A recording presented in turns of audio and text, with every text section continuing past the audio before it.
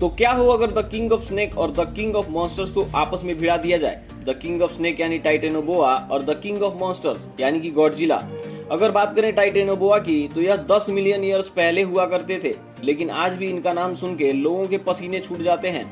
और अगर बात करें द किंग ऑफ मॉन्स्टर्स यानी कि गॉडजिला की, तो इसके सामने बड़े से बड़े मॉन्स्टर्स घुटने टेक देते हैं। तो ये दोनों अगर आपस में हमला कर बैठते हैं तो कौन जीतेगा? ये तो कंफर्म है कि इनमें से किसी एक की जीत दूसरे की डेथ से ही होगी। तो चलो इस कमाल की वीडियो को शुरू करते हैं। अगर सबसे पहले हम इनके शेप की बात करें तो ये थोड़ा डिफिकल्ट होगा, क्योंकि दोनों के फिजिकल स्ट्रक्चर में जमीन और आसमान का अंतर है। गॉडजिला की बात करें तो ये भारी भरकम शरीर वाला एक मॉन्स्टर है, जिसकी तगड़ी चेस्ट, स्ट्रॉन्ग मसल्स और पीठ पर नुकीले कांटों जैसा स्ट्रक्चर है। और दूसरी तरफ टाइटेनोबोआ एक विशाल सांप है, जिसकी सर से लेके पूंछ तक पूरी बॉडी एक समान है। इसकी लंबाई की बात करें तो ये करीब 50 फीट का होता है और इसका वजन 1500 केजी यानी कि लगभग 1.5 टन होता है। और दूसरी तरफ गॉडजिला की लंबाई लगभग 400 फीट अनुमान लगाया गया है और इसके वजन की बात करें तो यह 14,000 टन से लेकर 1,65,000 टन तक होने का अनुमान लगाया गया है। यानी कि शेप और साइज के मामले में गॉडजिला टाइटेनोबोआ से बहुत आगे है। टाइटेनोबोआ पानी और जमीन दोनों पर आसानी से सरवाइव कर सकता है और दूसरी तरफ गॉडजिला एक समुद्री मॉन्स्टर है, लेकिन फिर भी ये जमीन पर अपने एनिमीज की वाट लगा सकता है। इन दोनों की पावर्स की बात करें तो टाइटेनोबोआ अपनी बॉडी से बड़े बड़े मॉन्स्टर्स को जकड़कर मार सकता था।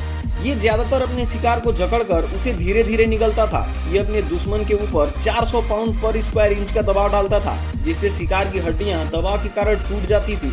और दूसरी तरफ गॉडजिला की बात करें तो गॉडजिला का सबसे पावरफुल वेपन है एटॉमिक ब्रेथ। गॉडजिला जब चाहे तब अपने मुंह से एटॉमिक ब्रेथ निकाल सकता है, जिससे कई हजार मील तक के जिंदा प्राणी रेडिएशन की चपेट में आकर तड़प तड़प कर मरने लगते हैं। और अगर इन दोनों की स्पीड की बात करें तो टाइटेनोबोआ की रेंगने की अधिकतम क्षमता 50 मील पर आवर है, जबकि गॉडजिला 200 से 250 मील पर आवर की स्पीड से दौड़कर अटैक कर सकता है। अब एक लड़ाई में अटैक करने के बाद सबसे ज्यादा इंपॉर्टेंट होता है खुद का बचाव करना।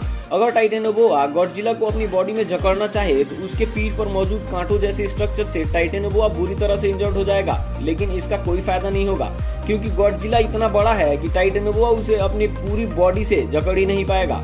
मतलब कि टाइटेनोबोआ के हमले का गॉडजिला पर कोई असर नहीं होगा। लेकिन अगर गॉडजिला अपने एटॉमिक ब्रेथ से टाइटेनोबोआ पर हमला करता है तो टाइटेनोबोआ अपने आप को इस हमले से नहीं बचा पाएगा। मतलब कि गॉडजिला आसानी से जीत जाएगा। लेकिन इस तरह के युद्ध का होना पॉसिबल ही नहीं है, क्योंकि टाइटेनोबोआ 10 मिलियन साल पहले हुआ करता था और गॉडजिला सिर्फ एक काल्पनिक मॉन्स्टर है। लेकिन कई लोग ऐसा भी मानते हैं कि गॉडजिला सच में धरती पर एग्जिस्ट करता था और वो आज भी जापान के किसी एरिया में है। इन लोगों का ये भी मानना है कि गॉडजिला को उसकी पावर्स जापान पर हुए एटॉमिक हमले से मिली थी।